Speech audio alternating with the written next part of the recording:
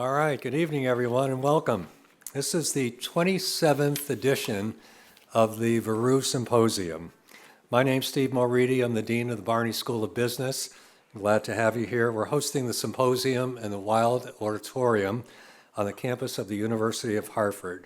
And why am I saying that? Because we're also streaming this to an audience of about 150 people, and we want to welcome them to join us as well. I want to thank Dan Veru and his company, Palisade Capital, for their co-sponsorship of this event this evening. The Veru Symposium is our school's premier thought event, and it was founded in the early 1990s by Peter Veru in honor of his father, Theodore. And the topic tonight is a very timely one: De-Globalization and the Changing World Order. But before I turn over the program to Peter, I wanted to introduce a special guest who's a friend of the Veru family and beloved retired faculty member, Professor Emeritus Charles Kennedy.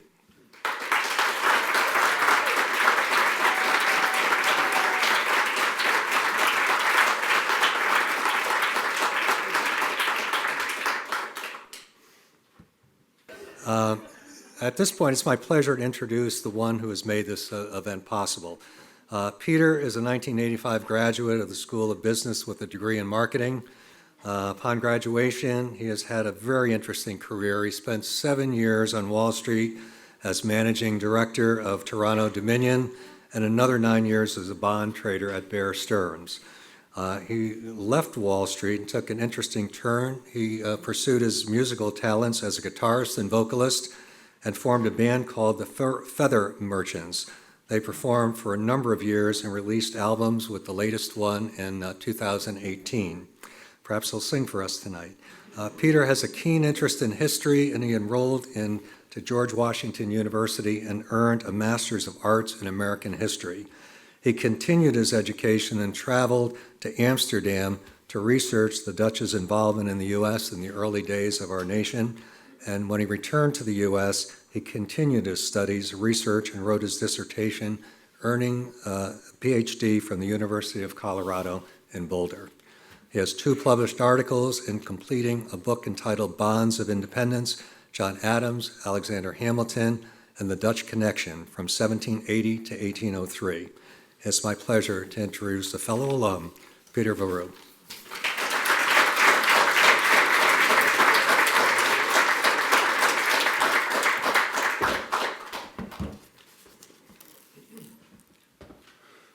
Thank you, Dean Mulready, or should I say Interim President Mulready. We can only hope that interim is removed from your title. It is about time a University of Hartford alumni be its president. We stand on the shoulders of giants. The giant in this case is Dr. Charles Kennedy, who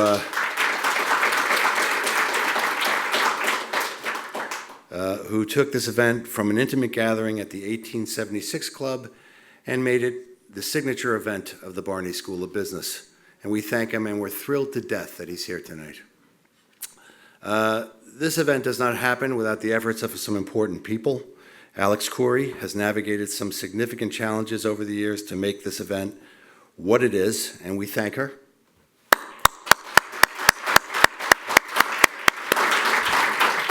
I would also like to thank Katie Berube and Amelia Spoonhour for their efforts as well.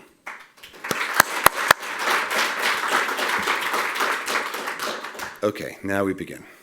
The term globalization was first used by Harvard Business School marketing professor Theodore Levitt in a 1983 article in the Harvard Business Review.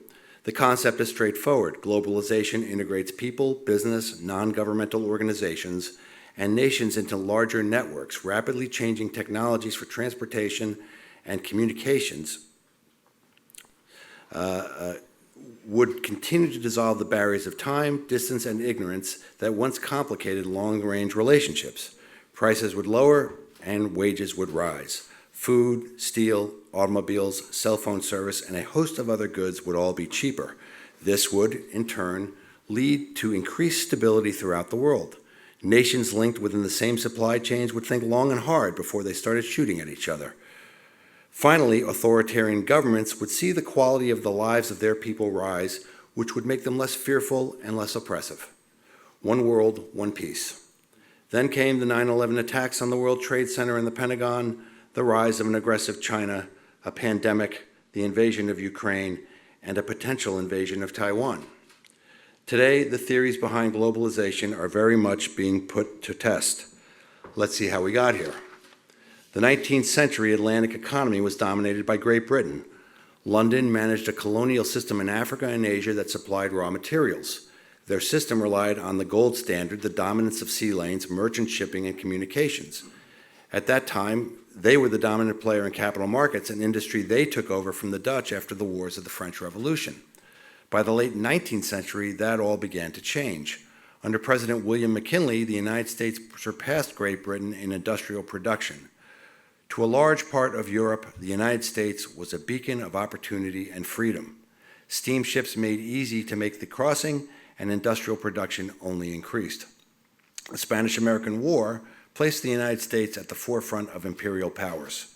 The annexation of Hawaii, combined with the modernization of the Navy, turned the Pacific Ocean into a great American lake.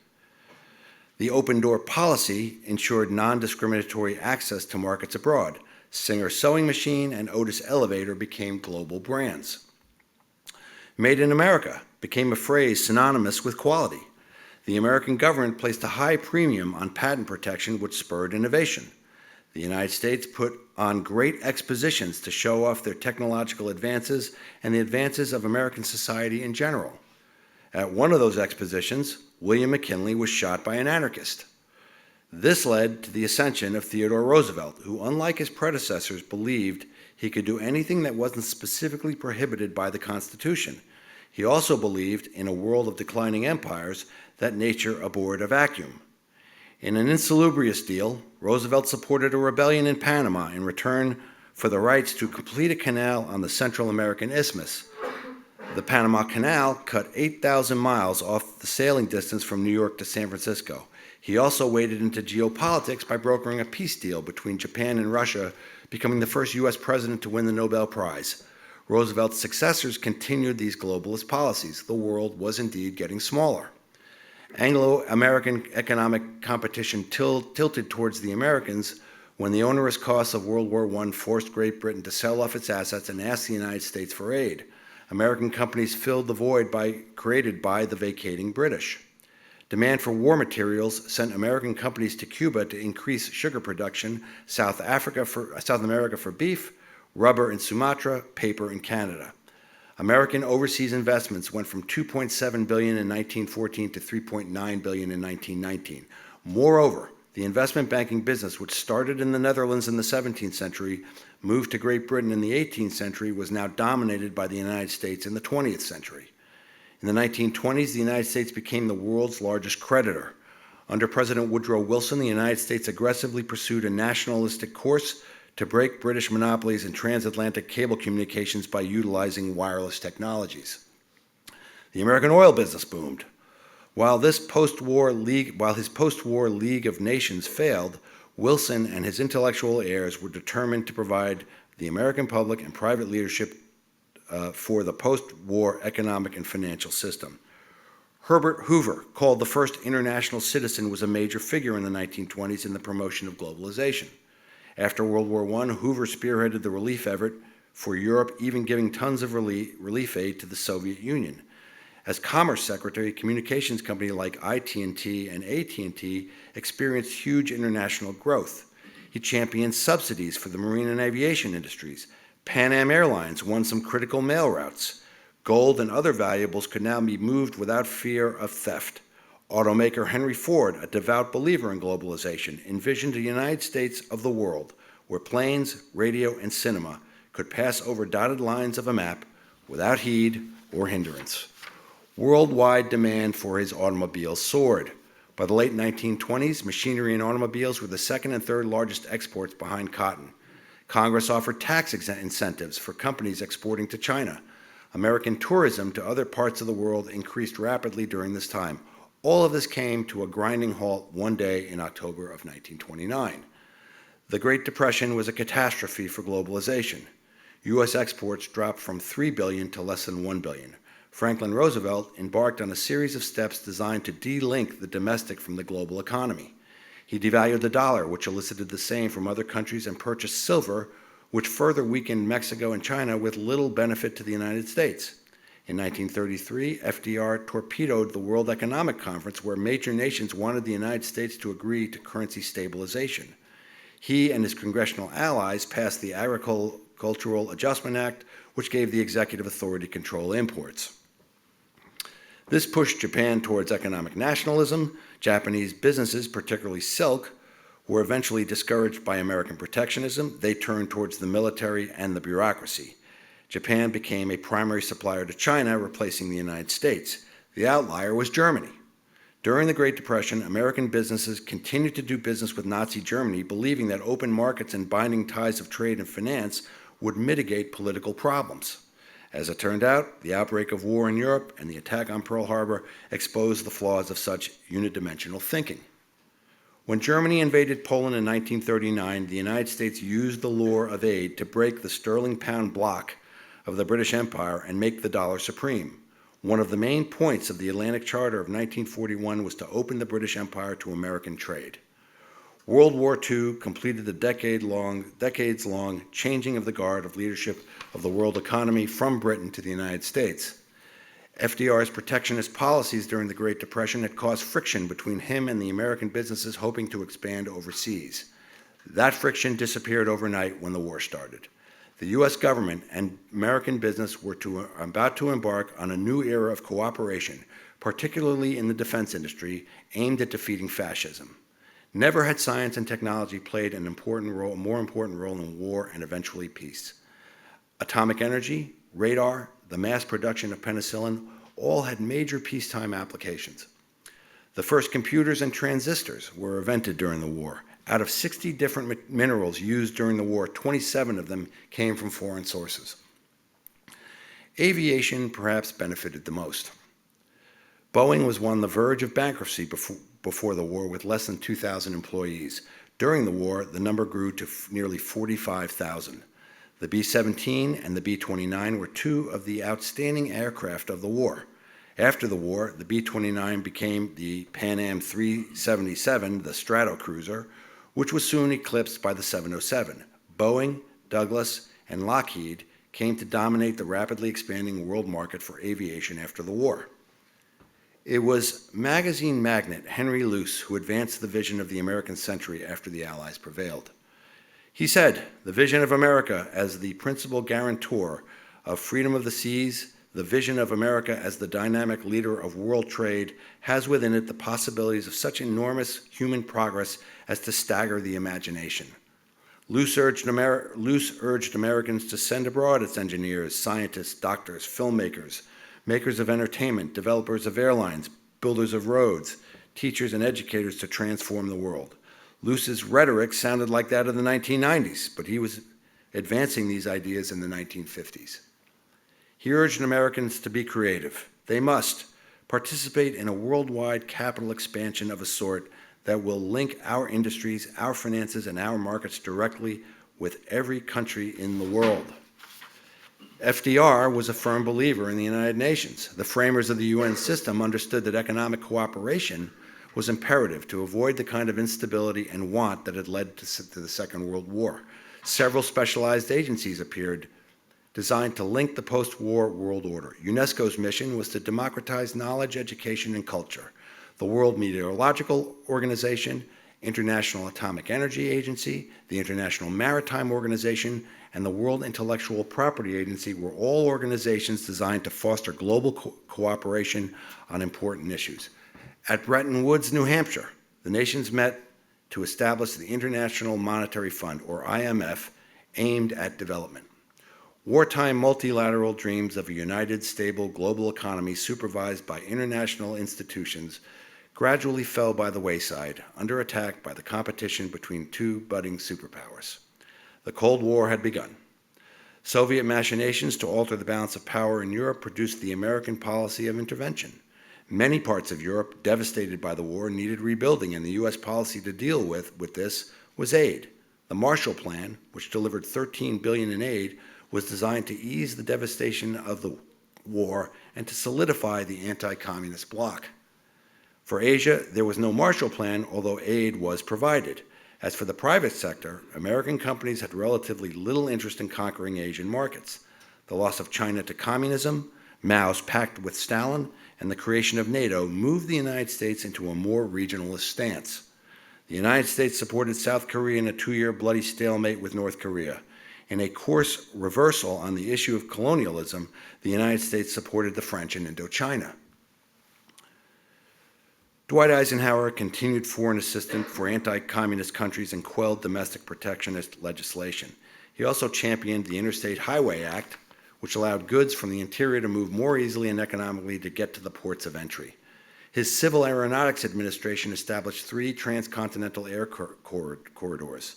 The revolution in air travel became a reality when, in 1959, American Airlines offered transcontinental service between New York and Los Angeles. A few months later, Pan Am offered nonstop service from New York to Europe. Boeing gambled 25% of its net worth on the long-range passenger jet, the 707, with its Pratt & Whitney J57 jets, which halved flying time across the Atlantic. By the early 1970s, improvements in air travel made it possible for business to source suppliers and serve markets globally. In 1957, the number of revenue ton miles was 128.3 billion. By 1973, that number was 1.2 trillion. Ironically, the second golden age of globalization emerged from the oil crisis of the 1970s. OPEC had little leverage in the 1960s, but Arab nationalism pushed OPEC into using oil as a political tool. OPEC's embargo and price hike in 1973 precipitated a world economic crisis. A cycle of stagflation hit the United States. A second oil crisis ensued when the Shah of Iran was deposed and 6 million barrels of Iranian oil were no longer available to the United States. Tensions with China and Russia increased. With the election of Ronald Reagan in 1980, the priorities turned to free trade and a free world under American leadership. His agenda was to cut personal taxes, deregulate and privatize government service, and open foreign markets to trade and investment. The overseas flow of capital expanded rapidly. American manufacturing went abroad, led by the service industries, particularly financial services. The collapse of communism and the nearly half-century of superpower tension released the ideological, if not economic, forces of modern-day globalization. The centuries-long era of world conflict had given way to universal values of liberal democracies once and for all. At least that was the prevailing wisdom. Nation-states, UCLA public professor Kenichi Omhai wrote, "Are dinosaurs waiting to die?" Bill Clinton, in opposition to the labor union wing of his own party, voiced support for the consolidation of market democracy. Prices for goods dropped for Americans because of cheaper foreign labor. Millions in foreign countries where American factories were relocated were lifted out of poverty. But there were signs of trouble. Some foreign nations, Muslim countries in particular, resented the export of American culture through the exploding internet and sought to ban Hollywood entertainment. Human rights organizations questioned the working conditions in foreign countries with American factories. Child labor laws were being violated. Still, economists believe that these problems paled in comparison to the advantages of a globally integrated economy. In December of 2019, a cluster of patients in Wuhan, China, showed up to a local hospital with pneumonia-like symptoms. By late January, SARS-CoV-2 had arrived in the United States. The world's economy slowed to a trickle, and as of today, 6 million people have died, which includes 1 million Americans. The Chinese Communist Party, or CCP, became defensive over the virus's origins, and world public opinion turned against them. The CCP's own global survey showed that world opinion of China had not been this low since the Tiananmen Square crackdown. Any industry that relied heavily on human beings, such as clothing, came to a grinding halt. In an instant, the supply chain became strained and globalization became a liability.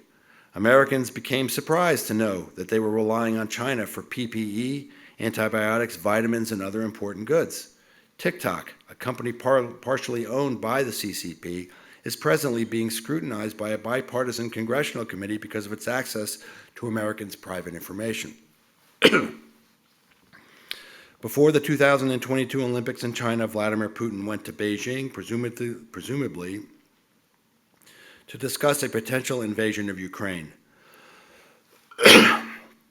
President Xi of China did not object, and some political experts believe that Xi wanted to see how the West would react to such an invasion. China, it had long believed, had its own designs on Taiwan. Russia invaded Ukraine in a war that was supposed to last 2 weeks, but instead is in its second year with no end in sight. NATO responded to the crisis by flooding Ukraine with high-tech weapons.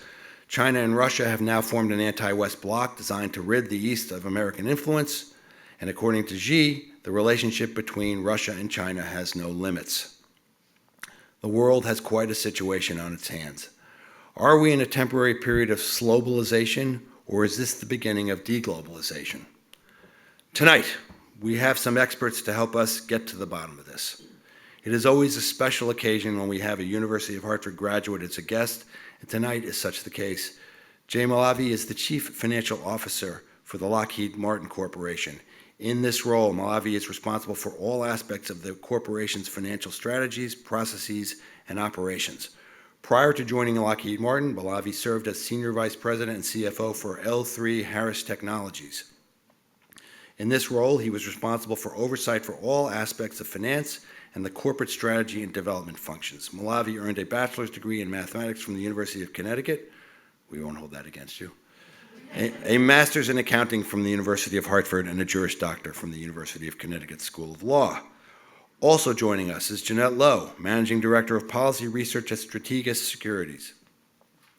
In this capacity, Ms. Lowe directs the firm's public policy research efforts and translates the impact that these policies will have on financial markets.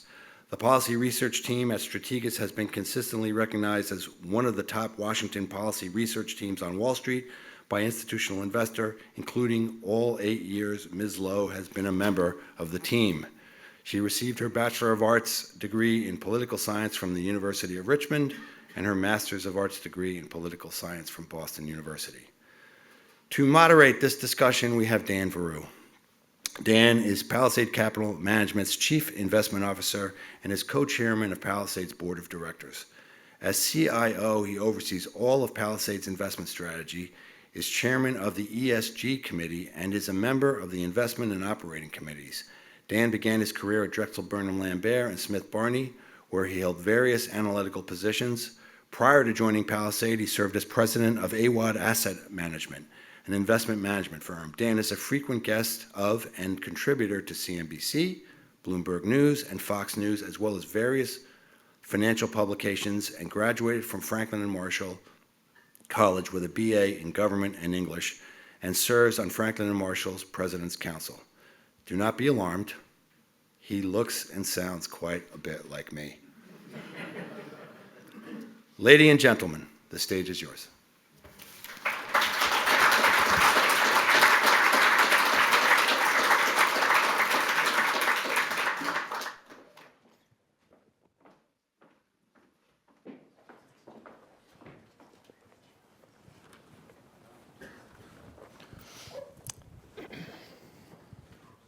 It's just not easy following my brother in a presentation.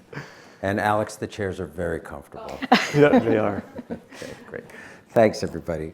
I'm really excited to be moderating this event tonight. I think it's going to be a really interesting discussion. And then at the end, we're going to open it up for any questions or thoughts the audience may have here. So, you know, in putting this together, I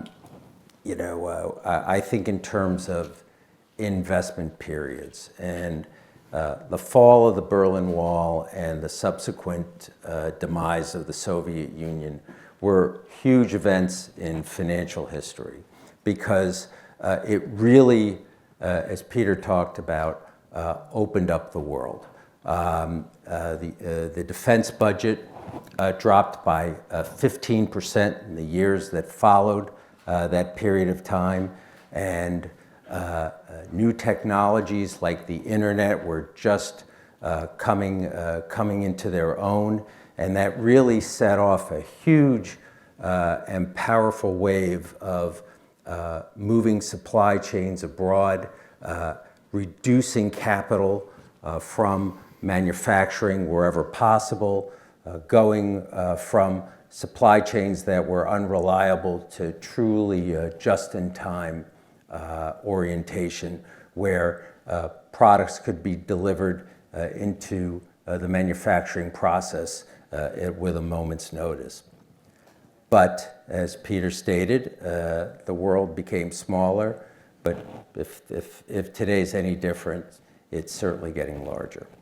A lot of things are changing right now, and I think we'll just get right into it and start our discussion today. And I'm going to first ask Jeanette a question. So you've identified the historic meeting between Xi Jinping and Vladimir Putin as a key turning point in East-West relations. What went on and what were the big results of that discussion, and why is it such a defining moment in our history right now? Yeah, I mean, I think it's important if you think about, what Peter said in terms of we really wanted, there's this thought process that once you could try to open things up, you could have more trade, and that would allow countries to not fight as much. There was a big thought that once China entered the WTO, that it would liberalize its economy, that it would change some of its ways, and you haven't really seen that happen. And so this de-globalization theme has actually been going in for many years. This is not something that just happened this past year, but that kind of has really solidified it over the course of the pandemic. And so, the US has had concerns about China and about the way it uses its market economy, not having free market values, still doing a lot of subsidies for state-owned enterprises, still wanting to be treated with kind of as a developing country, even though it is probably very much not a developing country anymore. And there's been issues about, if a US company goes to China, they have to have their data sourced in that country. There's been issues about if the US company goes there, they have to do a joint venture with a Chinese company. All of these things have been building.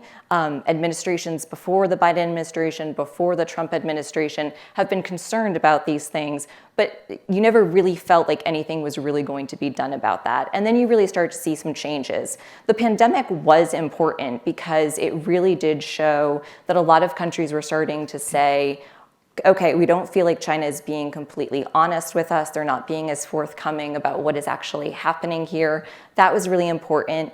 And then you also saw what happened just with the supply chain. So obviously China is kind of the manufacturer of the world, and we saw tons of supply chain issues over the course of that period. You saw, as Peter noted, they were doing export controls and restrictions on PPE that other countries needed during the pandemic. So that kind of ruined China's brand, I would say. And then when you look at the meeting between Xi Jinping and Vladimir Putin, don't forget that ahead of this, the United States was deliberately saying, we have intelligence that Russia is going to invade Ukraine. And we can see the troops amassing along the border. And then you still had Xi and Putin coming together and saying, we are going to have a essentially no-holds-barred friendship. And they basically kind of condoned, to some extent, the invasion into Ukraine. So that really has become a crystallization point. I think you've only seen that amplified over the course of the past year. The fact that they had a summit last week also just kind of shows that this relationship is continuing. And it really is, Xi said it, that he is really looking to have a multipolar world. He has been wanting to challenge the United States economically, militarily, technological advances. And so you're starting to see that play out. Yeah. And it's such a contrast to say the fall of the Berlin Wall and the demise of the Soviet Union. When those budget cuts happened to defense, I'm old enough to remember Northrop and Grumman being two different companies, Lockheed and Martin Corp being two different companies, Raytheon acquired GM Hughes, Boeing acquired McDonnell Douglas. So that decline in business really forced a lot of consolidation and brought a much expansive set of know-how for the industry. So Jay, you sit on the top now of the largest defense and aerospace company in the world. How is the defense industry adjusting to this changing threat? You have enormous resources as an industry. You have enormous resources. Can you pivot, and are the needs changing for our security? Yeah, the needs are absolutely changing, and we are pivoting, I think, fairly quickly. Frankly, we've been watching the model of China and how they've been able to really utilize commercial technologies and convert those over to defense applications much, much quicker than we have historically. And so we at Lockheed Martin, I think the rest of the industry as well, have embarked on how do we do the same in a lot quicker fashion. I'll give you a couple examples. Lockheed Martin is the producer of the F-35 fifth generation fighter aircraft. It is also the producer of the F-16 fourth generation fighter aircraft. Each of those was designed and produced specifically for particular missions, and they have their own unique communication system, data links and the like. And so they're very stovepiped, and they do that. They were designed that way for purposes of security, so that the communications couldn't be intercepted and tampered with in any way. When you go downstream, you're looking at an environment today, when an F-16 is flying and an F-35 is flying, they can't communicate with each other because they have their own unique communication systems. So what we've been doing is developing a way to get those to talk to each other, and we refer to that as essentially as a translator. We refer to it as a hybrid base station. But the way they would essentially communicate today is, as you collect information, it goes down to a ground station. That ground station takes the information, has to interpret it, process it, determine what it actually means, and then send it back up for a particular action. With what we've seen in our potential adversarial kind of environment, and what we've seen with commercial technologies is that we can bring these platforms together. We can do it in such a way where you can also process the information much, much quicker with the adoption of machine learning or artificial intelligence, and do it in such a way where you can process, you can take a look at significant amounts of information and data, determine what it is, determine whether or not an action needs to be taken with that information. And so we've seen that accelerate probably in the last, I would say, 5 years. And you see it in industry by industry over the last 20 years where just taking the Internet of Things and providing much more level of service to your consumer. It could be automobile. We've seen it in things like John Deere, machinery, farm equipment. They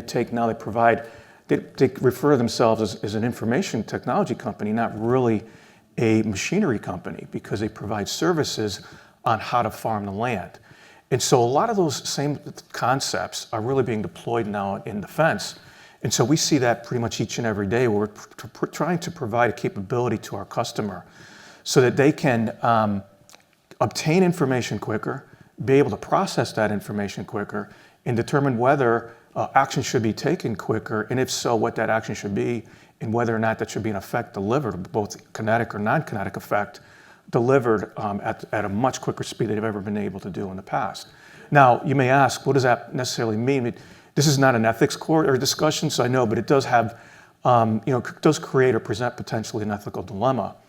And the way these systems are being designed is that when you introduce these artificial intelligence concepts and the speed at which decision-making can be made now, none of these things will be left to machines to make from a decision. Ultimately, they will process information, they will provide courses of action recommendations, prioritization of different actions, but ultimately a human will make that decision if and when the situation is called for. So we're just seeing a significant acceleration of technology, and we're not trying to really purchase it. What we're trying to do is really partner. We partner with companies like Intel, IBM, Red Hat, Amazon, AT&T, Verizon, to be able to provide these communication services in a resilient, secure way, but also be able to do the processing in such a way that, again, it enables decision-making much quicker than has ever been done before. And that's a big change in the philosophy around the defense industry. Everything was built in such vertical silos. You never would outsource anything viewed as a mission-critical aspect like communications. Right. It's interesting. It's a great point because a lot of these systems, when they're born in the classified area. Right. And those, by very nature, the information by which people can see is very limited. So you are limited to it's called compartmentalized. So you're compartmentalized to whatever it is you're providing in that particular mission. But I can't see what someone else may be doing on a related type of mission. And so that's something that we've had conversations with the Department of Defense to be able to open that up a little bit, at least within the Lockheed Martin programs that we're working on, to be able to see this program is doing this program is doing that. We want to link these two together and provide a better capability to our customer. Yeah, interesting, fascinating. You know, you can't have a discussion about supply chains without talking about the semiconductor industry. It really is at the nexus. I mean, it is the oil of the 21st century now. And, you know, as a commodity, but we really got to a point where I think lawmakers really woke up to the fact of our vulnerabilities in terms of how much of this was outsourced. What policies are changing? Obviously, we had the Chips and Science Act that was passed. Could you go into a little bit more detail, Jeanette, about what those policies are? And is the goal to really build a replicant of what is built already in China and Asia more broadly? Yeah, I mean, so obviously, you know, we all know semiconductors are super important. We all saw the supply chain issues, even with cars not being able to get semiconductors during the pandemic. This has been obviously building for some time. There are semiconductors that have defense uses, as you know, they're built into the defense uses, and so there's also, you know, where do you want components to come from? That's part of the issue as well. So the U.S. is now moving into adopting industrial policy. You know, this is not something that the U.S. does very often. We've done it in a couple of cases in the past, but we're kind of really moving to this much more of an directing where we would like our economy to start investing. And so semiconductors are really important just because they are the building blocks of everything that's an electronic device. The president, when he came into office, you know, looked at what is going on with the U.S. supply chain for semiconductors? What's going on with the U.S. supply chain for critical minerals that we need, especially since he wants to do a lot of electric vehicles? What are we doing about pharmaceuticals and where we get a lot of the active pharmaceutical ingredients that usually come from China or India? And what kind of threat does that then pose to the U.S.? And it's starting there because those are the kind of the basic building blocks, but it's going to build into other areas as well. Now, it doesn't necessarily mean we're going to try to bring all supply chains back to the US. That's almost impossible to do.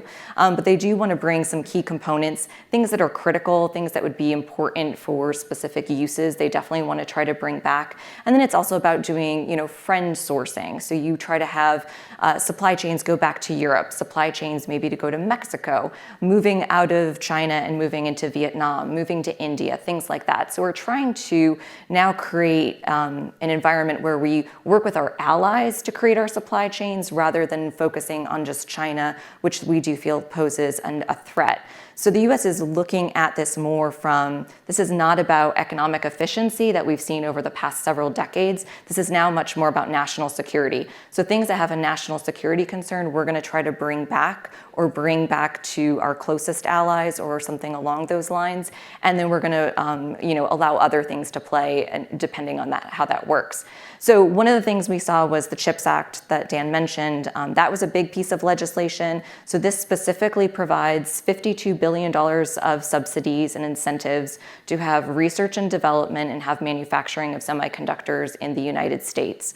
So we used to be, we still are, I would say, a leader in chip design in the United States, but we don't manufacture very much. So I believe in 2020, it was about 12% of global manufacturing was done here. If you look at the threat abroad, most semiconductor manufacturing is done in Asia.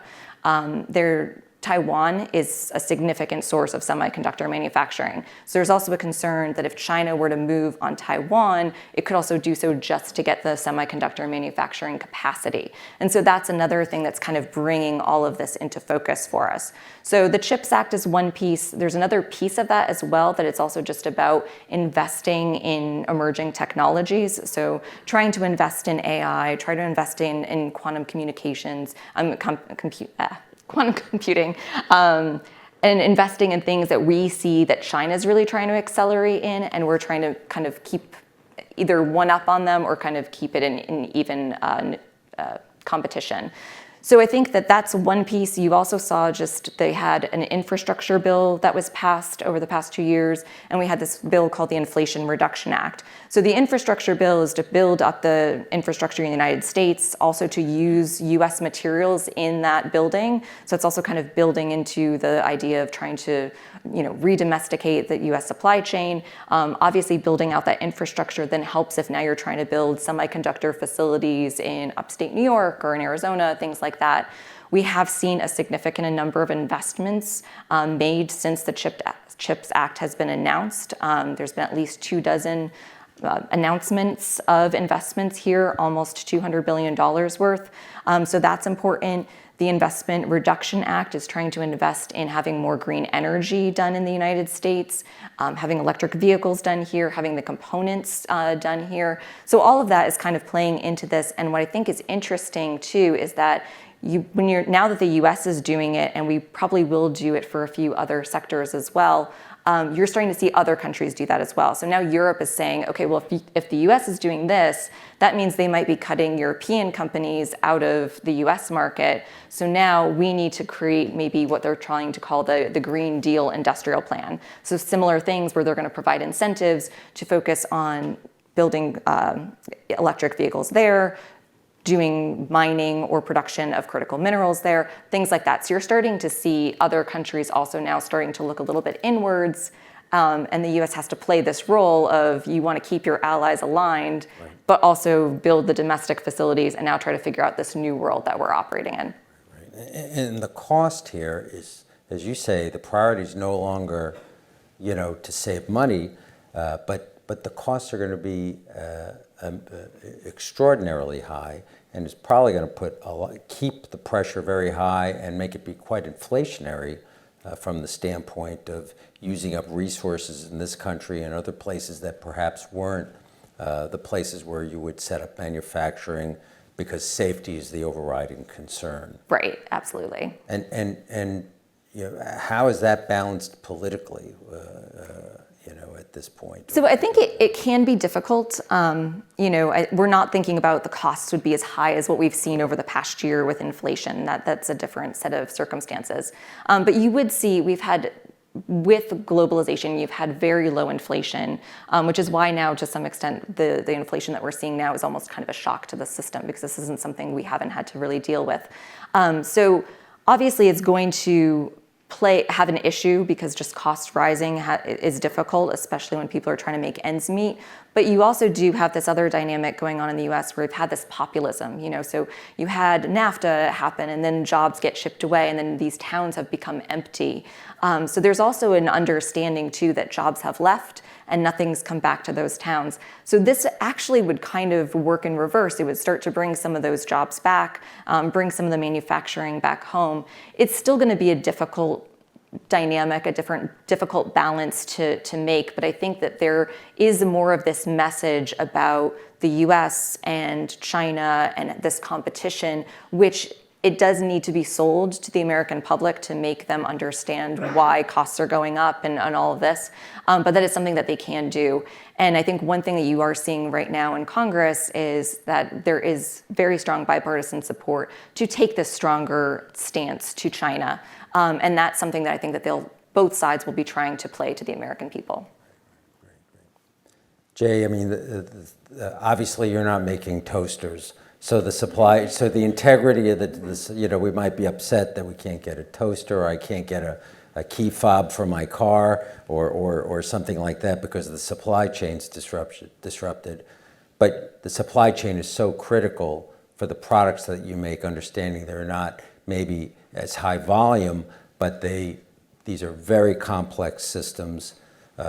One part can ground a multi-million-dollar piece of equipment. How do you protect? How does the industry protect the integrity of its supply chain, particularly as things have just gone through such a long period of distortion because of of COVID and the like?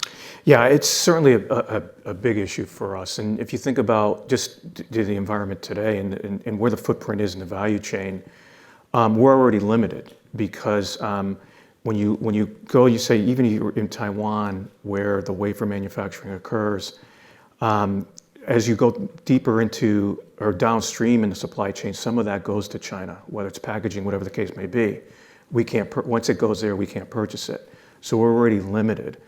And so we're, our supply is already constrained.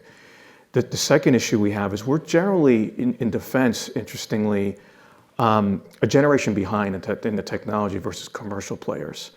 And because our volumes are so low, when you think about auto manufacturing, we talk about millions of vehicles a year, we're talking in the hundreds. And these older generation chips are not as profitable as the newer technology. And so there's just not the incentive to provide these at the levels that we need them. And so we're dealing with those types of issues too. And so there's no one great answer on how to deal with it. One thing that we do, and it's been in the industry for a long time, aerospace and defense is something called last time buys, where you sit there and say, look, I'm going to project what I'm going to need of this particular chip for the next 15, 20 years for the life of this particular product. I'm going to buy them all now, and I'm just going to let that inventory burn down over the next 15 to 20 years or so. You also look at, there's certain situations where we redesign chips. And so we may go in and take some of the latest technology, even though it's not necessarily needed, but because we're concerned about that older technology and that those product lines, our assembly lines being maintained. And so, so we do redesign as well, and then we do carry some buffer stock, but none of those individually or even in the aggregate represents any type of panacea. Right. And so we're certainly exposed. Back to Jeanette's point on the CHIPS Act, Jim Takelet, our CEO, chairman and CEO, was very involved in that, in supporting that. He supported the president. He was on a panel to get congressional support for that because of the concerns that we had for national security, really, in the defense industry. And so it's something that we're going to continue to be challenged in, and it's not, unfortunately for us, it's not limited to chips. We'll probably talk a little bit more about supply chain, but that's certainly something that we keep an eye on every day. And if we have to go buy a lifetime's worth of material and chips, we're going to do it because we're just limited and concerned about what that stream will be. Yeah, and then how do you maintain that inventory? Keep it from, I would imagine it degrades over some period of time as well. Right. They don't last forever, I would imagine, right, even when they're just sitting in a warehouse. Yeah, I mean, they get built into the larger assembly, but you're right, those degrade over a period of time, and once you get to that point, you're starting to kind of go down to just limited inventories. You have to redesign, which is costly. When you think about the platforms that we provide and the systems we provide, particularly something, it takes a lot to qualify something, whether it's flight worthiness, whatever the case may be. We also manufacture satellite systems, so these have to be radiation hardened because of the sun radiation. And so the design work to redesign and substitute these parts is incredibly expensive. But again, we have really limited choices. And so we have to essentially go forward with those. Yeah, interesting. So,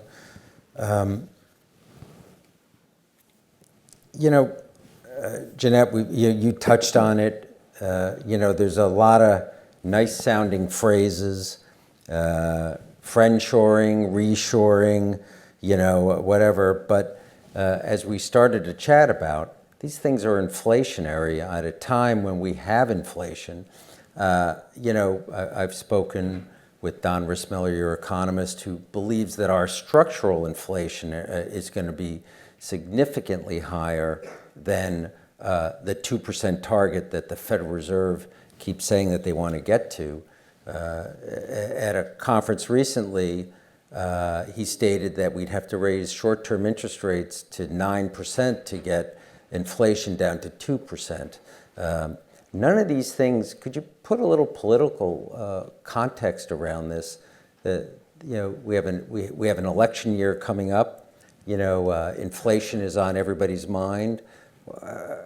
How is the administration thinking about all of these things in the context of getting reelected. Yeah, I mean, so there's a lot of issues involved in all of this, and so obviously, one of the things is that a lot of this stuff is going to take time to come back, right? So you're not going to have a fab.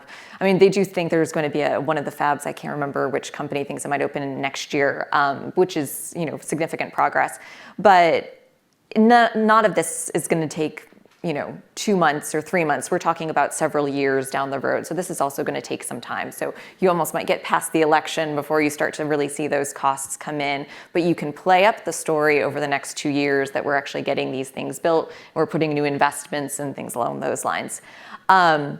But we have said this is going to mean higher costs. So that is an issue. And there going to have to be this balance between saying, okay, look, we're bringing jobs back, we're bringing manufacturing back. These are the things that people have been upset about over the past couple of presidential elections. But then at the same time, now you have to balance that with the fact that we're dealing with quite significant inflation at the moment, and we're also dealing with a difficult fiscal situation as well. So, things were kind of rosy during the pandemic. The government went all in, tried to support the economy. It worked. But now we're kind of going into that hangover effect. So, what happens with taxes, what happens with employment, we're kind of starting to see those impacts now.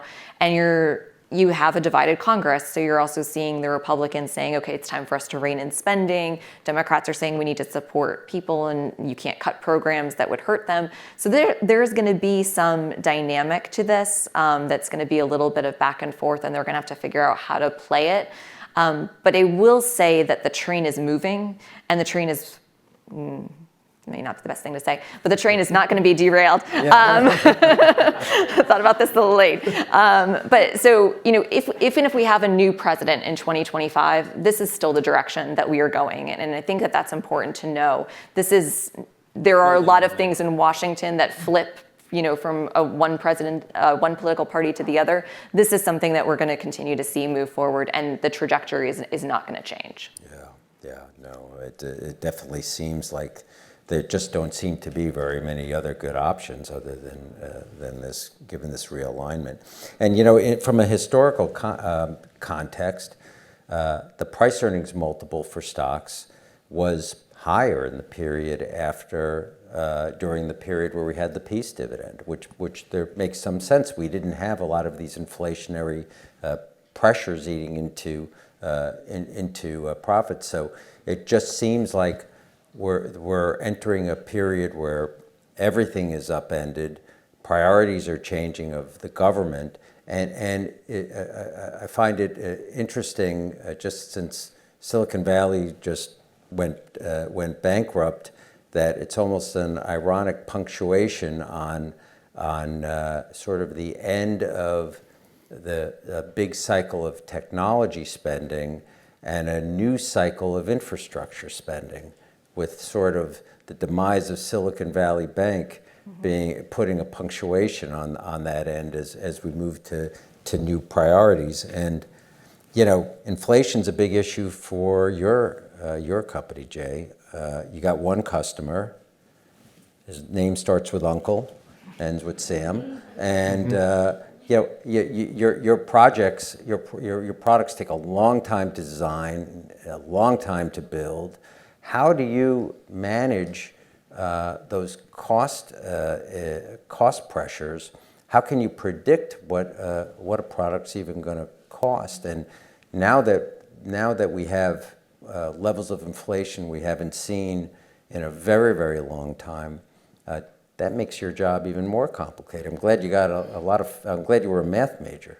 Yeah, it's also made it interesting. It's it's interesting, the dynamic, or really the construct of government contracting makes the exposure not as significant as one might think on the surface, and for a number of reasons. If you look at our revenue exposure, 40% of our revenues are on cost-type contracts. That's the terminology, but what that actually means is that we're reimbursed with a small profit for our actual costs. So in that case, we don't really bear the risk. Our end customer will bear that risk. On the other part, the other 60%, those are fixed price contracts, so certainly we would bear risk. And you think about, I refer to the F-35, I refer to the F-16, these are long-running programs. But our contracting is done in essentially annual lots. And so there's a concept called multi-year contracting, but for the most part, we will renegotiate our contracts annually. In certain cases, they go out 2 to 3 years. So our exposure in inflation has some level of limit to it because we get to reprice over a reasonable amount of time. In many cases, we take that risk that we bear and we push that down into our supply chain. So it doesn't necessarily mean that we may not be bearing that risk entirely, but it does put pressure on our supply chain. So we have to make sure that we're staying on top of their financial wherewithal and their solvency, any types of issues they may see. And so in some cases, we've had to advance cash flows and things like that to make sure that the health of our supply chain remains pretty much intact. And so, from that's on the material side, and I think we've been somewhat, I'd say, generally insulated from it. But there's a downside to it. What I mean is that the defense budgets are essentially static and they're fixed. So if the price of my unit is going to increase, then that's going to reduce the amount of those units they can buy. And so it's not like I'm not going to be impacted. I am still going to be impacted because I'm not going to see the same volumes, which could have a downstream impact on my ability to reduce the cost on those units. So there's just knock-on effects to inflation. The other element that we have is labor inflation. That's been significantly higher than we thought. And that's something that we bear dollar for dollar in our fixed price contracts. We have to deal with that. We're fortunate at Lockheed Martin that we have a pretty robust product cost reduction program where we've been able to offset the impact of labor escalation with productivity improvements. But again, that's something that's year to year. It's not something it's automatic that you can depend on every year. So to the extent that we see this type of escalation on a long-term basis, that's certainly going to have an impact. It definitely will squeeze our margins. And as we meet with investors, that's may not be question number one every time we meet with them, but it's maybe question number 2 or 3.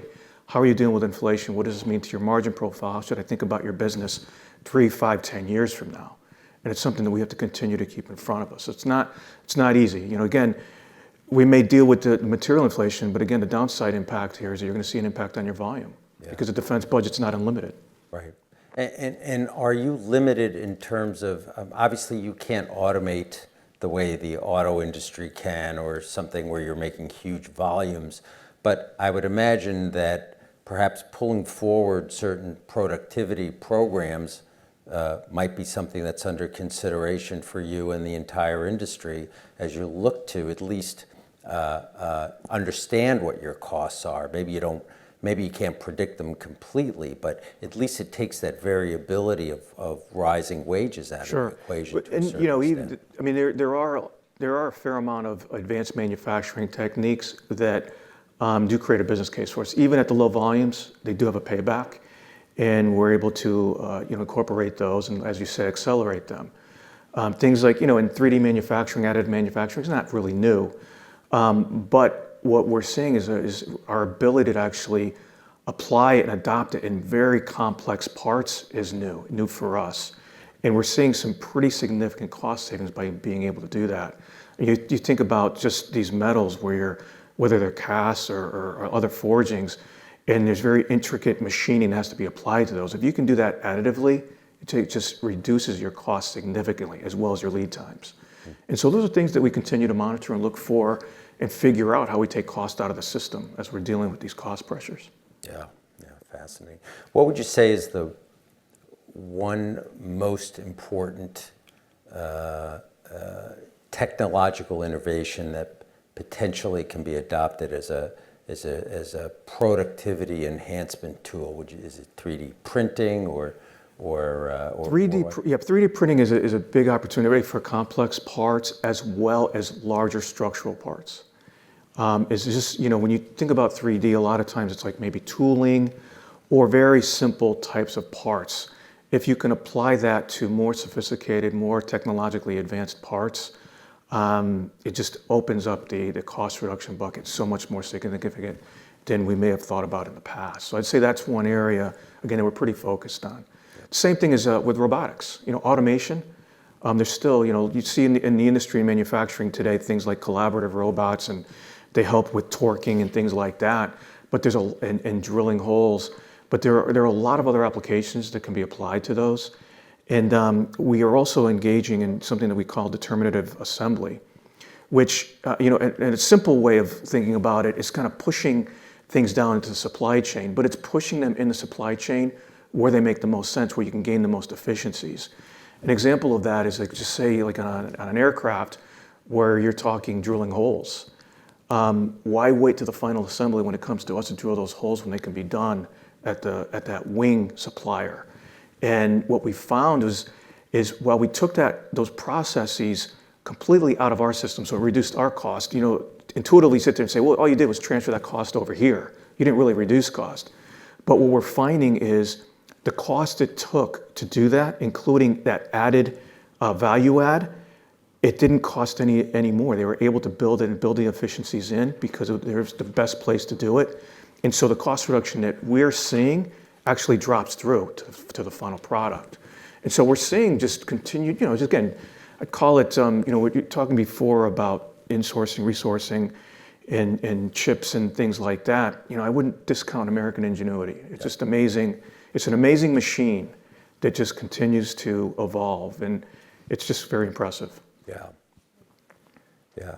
I mean, every time a door closes, two other ones open up. Right. And just thinking back to a company that we worked with on the banking side back in the late 80s, a company we were chatting about before. It then was called DRS Technologies, Diagnostic Retrieval Systems back then became DRS Technologies. They had the foresight to raise a lot of capital just before the wall fell and the dissolution of the Soviet Union.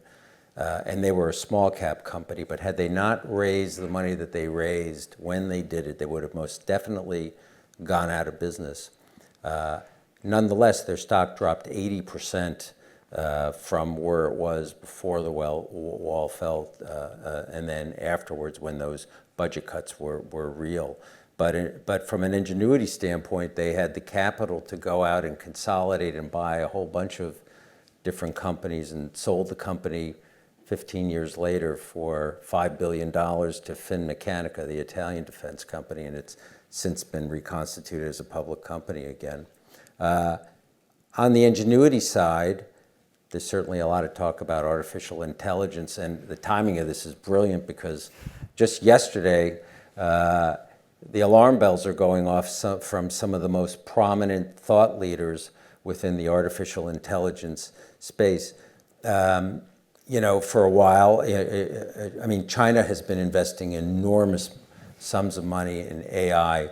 Are there initiatives in the legislation that support further development of AI and, with this revelation and this letter that was just signed, should there be a pause taken on some of these things? Certainly lawmakers, I think, are completely ill-equipped to make a determination on the ethics around artificial intelligence when it's really such a new area. Yeah, this is, as you said, this is going to be one of those competition areas where the U.S. is going to try to invest a lot, and China is also investing a great deal. So the CHIPS Act did provide some funding to invest in it. I don't necessarily see more funding yet coming for the industry. I think they'll probably try to see where things go before they would try to put more money in, because again, we're kind of in this little bit tighter fiscal environment right now. The U.S. is probably, as policymakers, not going to do much to try to, force a pause or anything like that on the AI industry. You could maybe see that if you were looking at something in Europe happening, but even Europe was building out an AI bill, and now they have to kind of change it just because of, what ChatGPT is kind of bringing to the table. So it's a very difficult policy question just because I think you can see, even from some recent hearings, lawmakers may not have the depth of understanding of some of these tech issues to really know how to write policy to then adapt to it. So I think this might have to come from the business side and the tech side to mold it as it goes forward. I think it'll be a little bit tough to see anything kind of coming out of DC, but I don't know if that would actually be the case, because some players are obviously, I think, just going to go full steam ahead, while others are going to call for a pause. I mean, they can't decide what to do with TikTok Right. yet. And I mean, certainly artificial intelligence is not going to be an area I would imagine that there's a lot of thought leaders in Congress on at this point. That's interesting. Jay, you go to the website for Lockheed Martin. The first thing you see is what you're doing in the artificial intelligence area. For this audience, could you talk about how that's being integrated into your systems and products? Yeah, I touched on it a little bit before. Again, it's really creating, we're working on creating this network effect of being able to tie in all these various assets that our customers have, and then be able to take the information that comes off those assets and be able to process that information for purposes of decision making. And so that is a significant, very large endeavor. And you hear these things, in alphabet soup is defense. I mean, it's like acronym, It's like everything is about acronyms, but you hear this thing called JADC2, and it's Joint All-Domain Command and Control.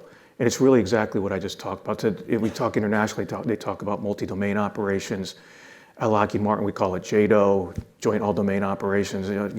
I can do this for like an hour if you want. But and so it's just development really of again being able to, when you think about it, again, it's really adopting these commercial technologies, bring them into defense applications, and doing it for purposes of decision making more efficiently and more efficient use of existing assets as well as future assets. And I mentioned that we're the producer of the F-35 aircraft. There's situation, or you can envision a future where an F-35 manned aircraft is being accompanied by 2 drones on the right and the left of it that are providing specific mission or making that aircraft even more capable than it's today, that are collaborating with that manned aircraft, but doing it in such a way where they're independent. They're independent thinkers, those vehicles. And they're providing specific support for that aircraft in some form. We also have, and this is something, Ed Beyer here, Ed and I worked together for many years at United Technologies as well, to now at Lockheed Martin. Sikorsky Aircraft had been performing a lot of research around this. And you think about, we just demonstrated over the past few months the ability to operate a Black Hawk helicopter autonomously.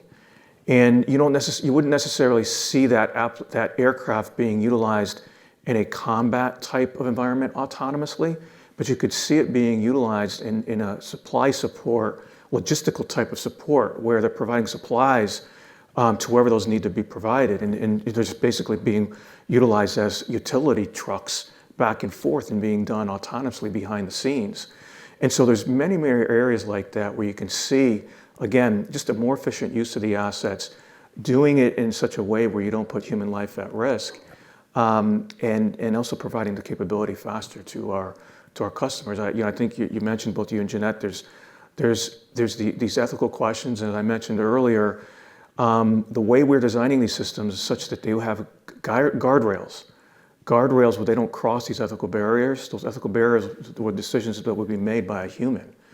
But that doesn't necessarily mean that an adversary will go beyond that. So those are things that, when you think about this long term, you see this as an area that's somewhat ripe for type of, treaty treatment, to be honest with you. It's that significant. For me, it's actually quite worrisome. Because you just don't know how an adversary might use that technology. Yeah. Wow, a lot of issues to think about there. We'd be remiss without all these things require very smart people. And we hear this all the time, and I know aerospace and defense supports a lot of STEM programs, but I'll start with you, Jeanette. What is the government doing to help in the skills gap area? We can't get our visa issues solved.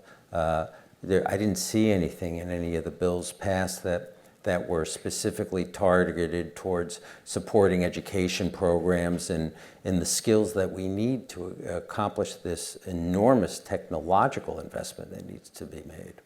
Yeah, there are some provisions for workforce development, but these things can be very difficult, especially when you're talking about a federal government trying to then implement them down into different industries and across different states and things like that. So that can be very difficult. I think the one thing that they are trying to do is they're trying to encourage businesses to then create linkages. So with like maybe a nearby university to create that skills gap and have them teach a course, maybe on semiconductor manufacturing or engineering or things like that, to start to build those linkages where it makes the most sense and where the industry can have a more direct conversation as to what the needs might be and change it, whereas the government would be a little too cumbersome to try to do that. So I think that is going to be one of the ways that they're going to try to do it, but there is a labor supply issue that, we do need more skilled workers for some of these very specific jobs that we don't have right now.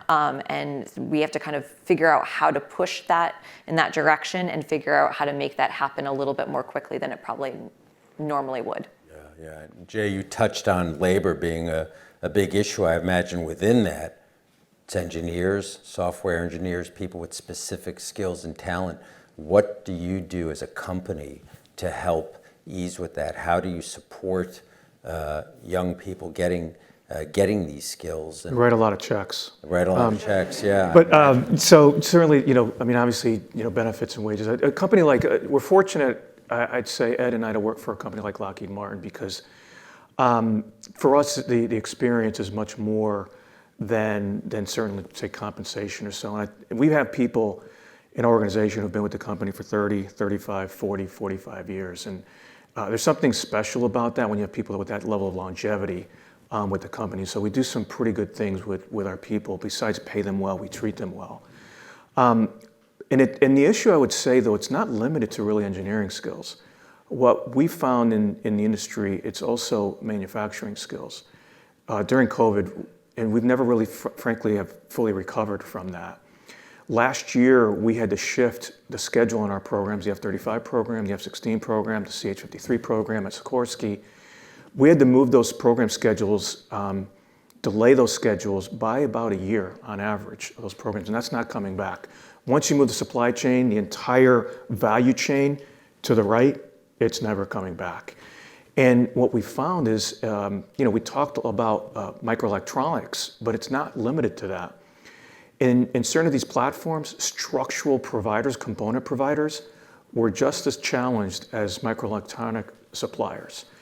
And they were having very difficult time staffing because they had a certain level of retirements. And the people they replaced them with just didn't have the same level of proficiency. So when you're talking about volumes, and at most maybe 1,000, you're talking in the hundreds. When you're putting together these components, particularly structural components, it's as much an art as it is a science. And it takes people 10, 20, 30 years to really perfect that. And when you bring people into the organization who have 6 months experience, that's a significant step back. And so when we looked at our delays that we saw last year into this year, it really wasn't microelectronic driven. It was really these large structural components that were driving it. And again, as I mentioned, we won't recover that anytime soon.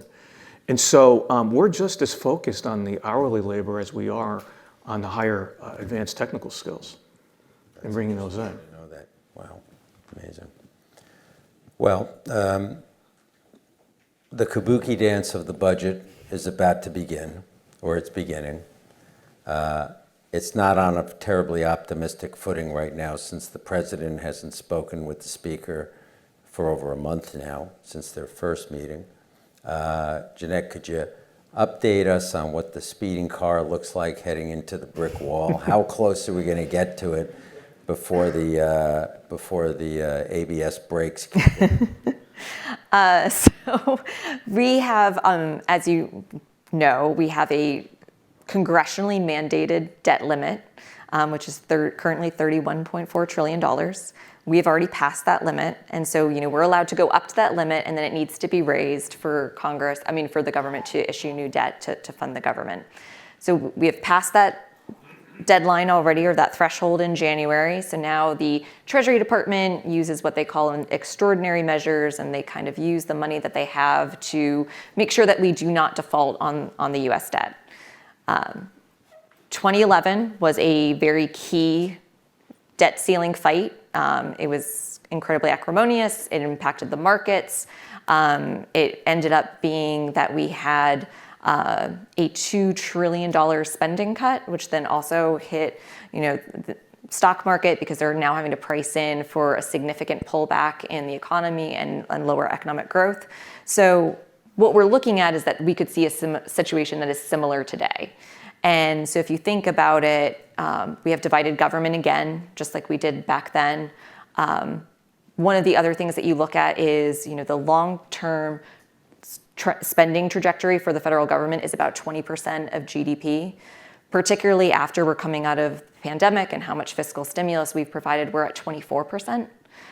So right now there is this push, especially among Republicans in Congress, to say we are spent too much money, we need to really pull this back, and so we are going to use the debt limit as the way that we are going to get those cuts, because we are in divided government, we can't do it on our own.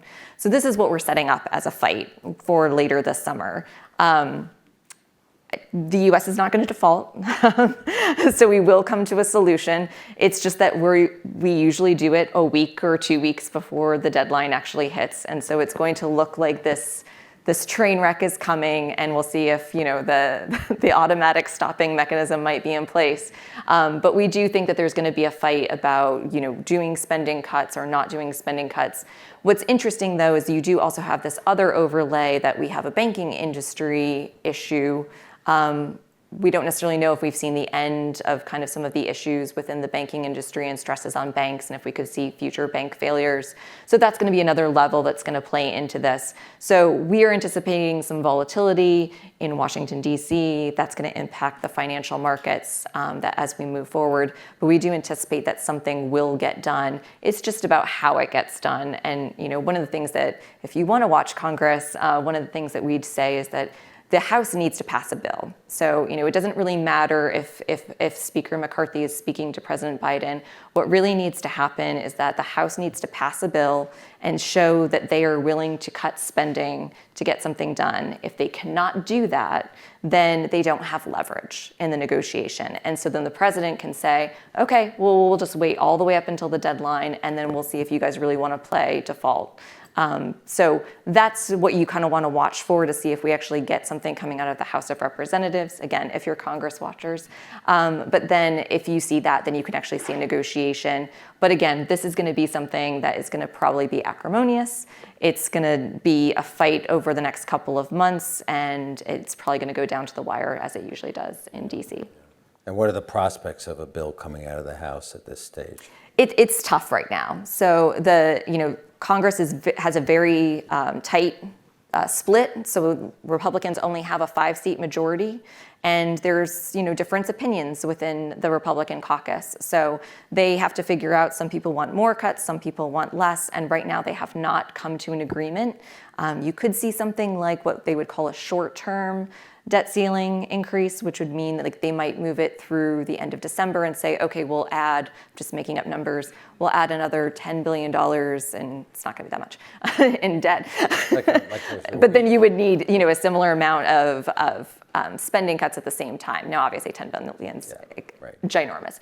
But what I'm saying is that you could have a small amount of debt to get you through the end of the year, and you could have small cuts. So you would not be looking at something like $2 trillion like we saw in 2011. You might be looking at, 600 billion or something like that. So you'd have something smaller that you could play with, and then you'd get to another deadline, but then we'd play the whole game again. But then that also means that it just shows we're not going to default. Ultimately, we will find a solution. It just depends on what it looks like. So it's really not a fight about whether or not we're going to pay our bills. It's a fight about how much fiscal austerity we're going to try to impose into the process at the same time. Jay, as a CFO, that doesn't sound like a great outcome. the uncertainty of passing small little bills, how do you make long-range plans for Lockheed Martin, or how does any CFO recommend to the board what the spending plans should be? It's incredibly disruptive. Every year we deal essentially for the past 10 years or so with a continuing resolution, which that in and of itself it's paralyzing to the acquisition machine within the DoD and then ultimately the impact of the defense industry. And just with continuing resolutions, you can't start new programs, nor can you fund other programs at a higher level than you did versus the prior year. And so it bogs the whole system down. The whole system, they're just reticent to go release funds. When you're dealing with now a situation like this, which could be dealing with other austerity measures, there's competing, discussions going on, because on the one hand you have the DoD who's saying we have these new capabilities that we need to invest in, and the way we're going to fund those is by divesting assets that have outlived their useful purpose. But you have members of Congress who say we want those to continue, and so we want to continue to fund those. Certain districts. And so how do you do that when you now potentially may be looking austerity? I think the DoD has done a pretty good job of living within an environment where they expect some level of affordability issues. And so I think that they've been prudent as far as, look, I need to reduce my sustainment costs on these older platforms that wouldn't be useful anyway, any type of event, so that I can afford these new capabilities to protect the national defense.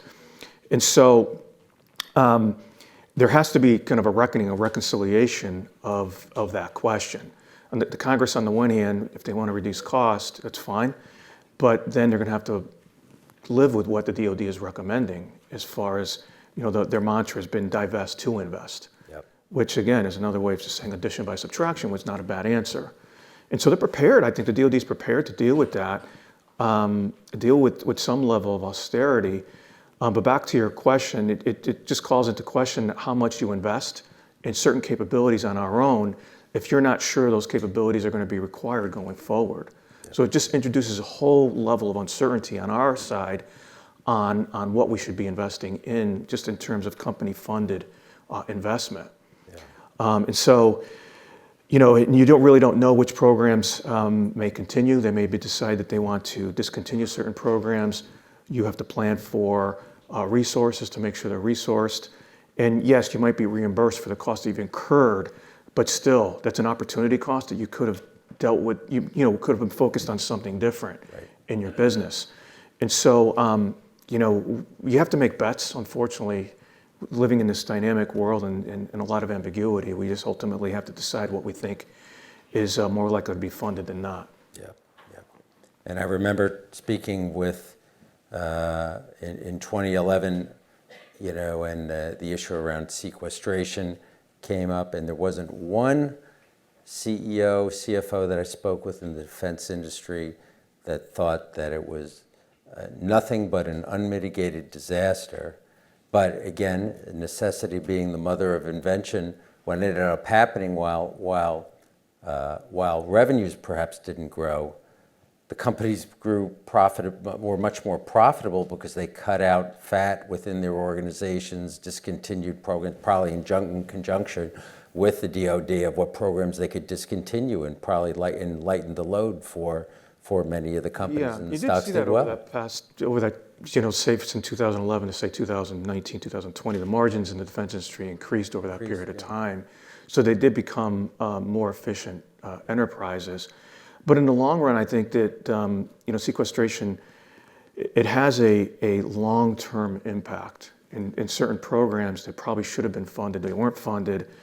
And ultimately, I think that the customer is going to spend more on those capabilities and the programs by just pushing things to the right. Before we conclude tonight, I want to open up to some questions, because we always learn a lot and want to hear from you all. And we'll take this gentleman right here. All right, so going back to the whole debt crisis thing, going back to the whole debt crisis thing, so lately I've heard of this proposal to mint $1 trillion coin, which would be used to basically pay off the current debt, and after that's done, they're basically going to melt the coin. But I want to know, what are your thoughts on this whole proposal? Like, do you agree or disagree with the idea? I mean, the simple answer is it's not something that's really on the table. I mean, the Treasury Secretary has basically said that that's not something that she would look at as a proposal. So I think people like to float it around as an idea. I think it's come out before, but it's just not going to actually happen.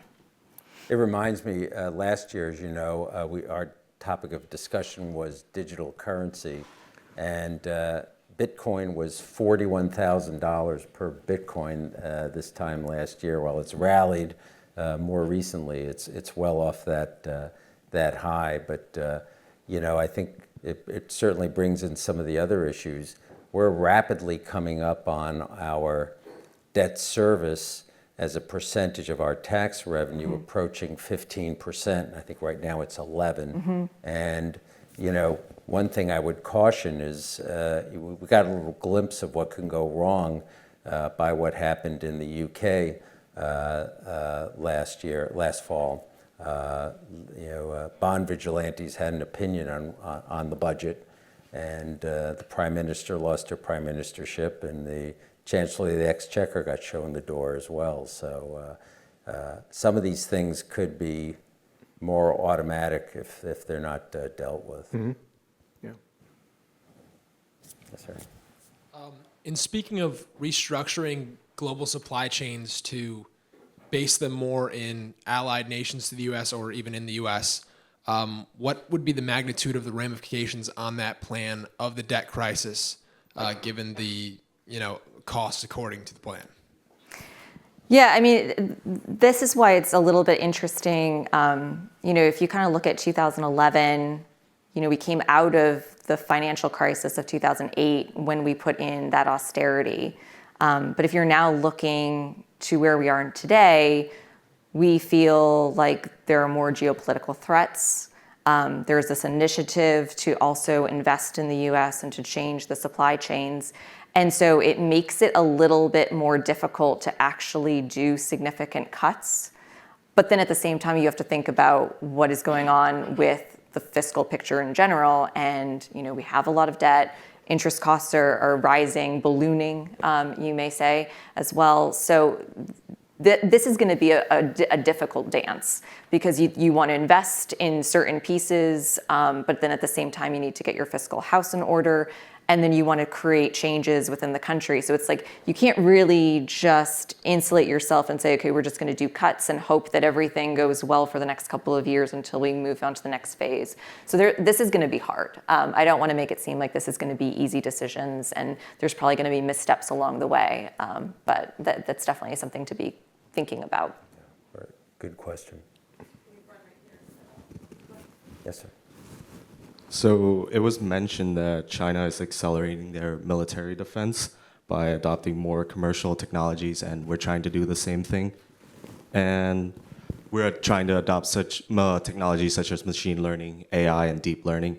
Do you think that by trying to adopt such abstract technologies that we would introduce national securities and ethical issues? And if so, how can we determine the balance between those things, especially in a time of financial difficulty? Can you just ask us where interest rates are going? Well, we Jay, mentioned it a little bit it's for before. I absolutely, they introduce ethical questions. There's no question about it. How far do you take the technology? What do you allow it to do? And as I mentioned again at Lockheed Martin, we've been very deliberate. We actually have internal committees which evaluate those very questions and determine how far the decision-making authority that AI can have. And at what point does that then hand over to a human to be making a decision? And so that's something that it's very embedded in really in the culture and from an internal process to make sure essentially it doesn't get away from us. Again, you can't speak to what other countries are maybe be doing, but I think that we've built processes, just self-governance processes, to ensure that we don't really cross any type of line or allow what it is, a service that we're going to provide, make a decision that we would ultimately later regret. Great question. This gentleman, yeah. Hi, so I know we were earlier, we were talking about how Lockheed Martin incurred like a lot of labor costs due to the inflation. I just have like two questions. So what is some steps that Lockheed Martin is doing to combat the labor costs? And I heard that AI, is it possible that we can implement AI to reduce labor costs and increase efficiency? Yeah, so, as I mentioned, we talked a little bit before, we've accelerated a number of cost reduction activities, automation, and just other advanced manufacturing techniques to be able to really reduce the amount of time and the labor cost that goes into manufacturing our systems and our products. And so while you see on the one hand the cost of labor significantly increasing, on the other hand, the amount of labor input that goes into that is coming down. And so that's the way that we're dealing with that escalating cost. As far as AI applicability in manufacturing, absolutely. When you talk about systems you think about just at the beginning for sales and operations planning, the process by which you determine what your demand is going to be, there's certainly an opportunity there to use AI for purposes of sensitivity planning, determining what the right manufacturing pull and when you should be on the manufacturing pull is also an opportunity. You think about manufacturing today, it's really, frankly, in certain cases, not much different than it was 20 years ago, where the integrator, so Lockheed Martin is an integrator, and we're the final assembly house for many of the systems that we provide. There's areas that we don't trust our supply chain. And so let's just say we need a system to be delivered to us by tomorrow. We may be actually putting the signal in the system to our supplier to provide it to us 20 days in advance because we don't trust they're going to give it to us in that period of time. To the extent that AI and machine learning can help to identify those better suppliers early on in the system, then we can make that whole process so much more efficient. Same thing with the deployment of labor. If you know what your shortages are, how you're assembling to shortage in a particular shop at any point in time, you can best utilize your human resources and deploy them on the shop floor just better than people looking at, well, what did we complete yesterday and how are we going to deploy those resources today in a manufacturing assembly meeting. And so there's just a lot of different applications. We're just scratching the surface on AI that we can use that and really make our operations much, much more efficient. Dan, we have one last question right here. Hi. Yes. Hi, thank you. So my question is about maintaining the strength of the U.S. dollar globally. I guess with the growing coalition of Russia, China, and India, and I guess how, with like the banking SWIFT system and the oil standard of the U.S. dollar, I guess how do you feel will be positioned in the future with those kind of growing coalitions against us and kind of against the U.S. dollar? Yeah, so I mean, China has been trying to provide an substitution for the dollar as the world reserve currency. The yuan can't really do that right now because China imposes restrictions on its own currency. But you're continuing to see them try to increase usage of the yuan. And so one of the things that's been happening recently is Saudi Arabia is now saying that they would price oil in yuan versus in dollar. That's important because, we had this deal with Saudi Arabia that we would provide security guarantees. They would price their oil in dollars. That's now changing. But the dynamics are also changing in the Middle East. China is now the biggest importer of Saudi and other oil in that region. The U.S. has become a little bit more independent, and we're actually now next exporter than importer. So that's kind of changed the dynamic for Saudi Arabia, and so that's why they're kind of playing into this a little bit. So I think in the next couple of years, there's not really this threat yet of the U.S. dollar being dethroned as the world reserve currency. But as you move into more of this multipolar world where you have China pulling other countries this way, and you're going to have these countries that are going to kind of play the swing factor, right? So if it works to their advantage to be aligned with China on certain issues, they will do that. If it works to be aligned with the US, they'll do that. If another player comes out, maybe India, they might do the same thing. So you could see less usage of the US dollar. But right now, I think just given the US economy and the strength that we have with that, it's going to maintain for the near term, but that is a long-term risk, and it is something that the U.S. is also considering. And then just also, as you guys talked about last time about digital assets, there's also, do you do a move to a digital currency and make that now become the world reserve currency as well? So I think it's definitely a threat that's out there, and this is kind of what you're seeing, some of the pieces coming together, but in the near term, the dollar still has significant dominance. Yeah, a few years ago, I was with the former Supreme Commander of NATO, James Stavridis, and he made a comment that just stuck with me. And he said that, China and Russia have customers. We have alliances. They get frayed, they have ups, they have downs, but there's very much a transactional relationship between Russia and China, and many of these things are marriages and arrangements of convenience. Whereas you look at NATO, it's been around for an awfully long time. Again, we have ups and downs depending on what the tone of the Oval Office is or what's happening in the world. But I think that probably keeps the dollar somewhat as a formidable force as a currency. With that said, we're at extra innings if you look at reserve currencies. The average reserve currency historically lasted 90 years, and we're at year 100 now. So the likelihood, again, things are always changing. You just got to focus on those things that truly matter. Dr. Kennedy, you have a question, sir. I think the collective wisdom of the panel, for a former student of mine, Dr. Veru, Yes. as he moves away from his current focus on specialized public finance of the United States during the Confederation and the early national period, and begins his magnum opus, a history of world business. Would you recommend, or do you think that de-globalization merits a chapter? Or like the McKinsey Global Institute, many of their writers think what? It's just a slight degree of change, and it won't have a permanent impact on the evolution of business. That's I guess nobody wants to take that, so I think these things move in cycles. I think this is a new cycle. Do we know for sure where it's all going to ultimately went out?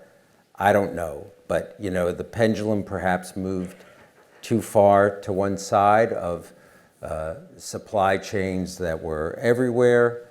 We're definitely moving from just in time to just in case. I'll leave you with one final thing. There was a European policymaker during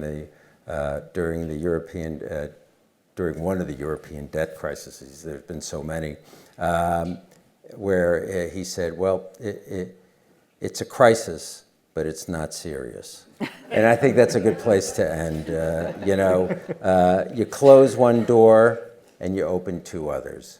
Every action, what do you think you learn in political science, and Jeanette and I were both have degrees in that. There's always a cause and effect, and the effect oftentimes creates new opportunities. And that's certainly what I look for as an investor. I know that's what Jeanette does when she thinks about policy, and Jay is obviously trying to position Lockheed Martin in the best way possible. So this was a fantastic discussion.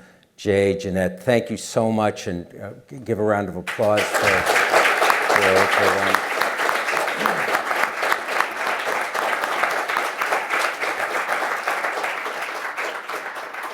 Dan, you took the words out of my mouth. Terrific discussion, and you're a great host and questionnaire here. So thanks very much. And Jeanette and Jay. Thank you. Terrific. And it's good to hear from you again, our esteemed professor here. Absolutely. And Peter, what a great subject you brought to us. So we look forward to what you bring us next year. For those that are in the auditorium here today, we are having a reception in the Auerbach building at the Stanley Black & Decker Commons, and we welcome all of you. And thanks for coming.